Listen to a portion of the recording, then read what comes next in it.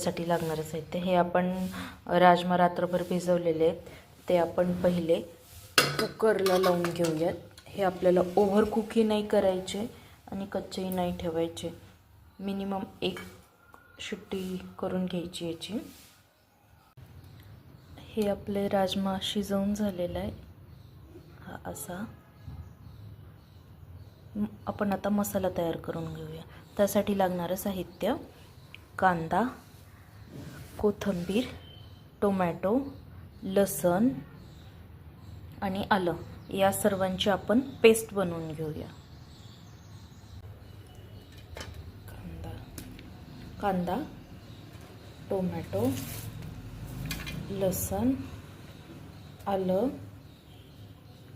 आणि कोथिंबीर, राजमा.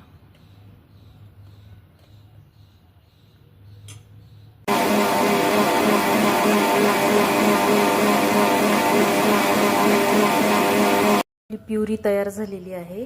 कोथिंबीरीमुळे ग्रीन दिसते. कढईमध्ये तेल तापत ठेवलंय. त्यामध्ये जिरे,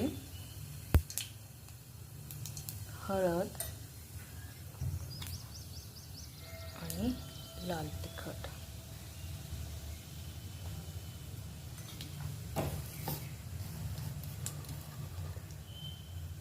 त्यामध्ये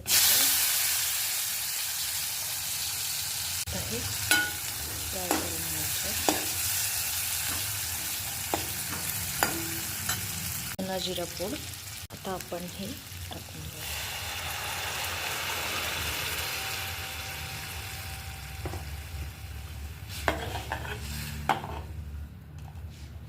आणि चवीनुसार मीठ.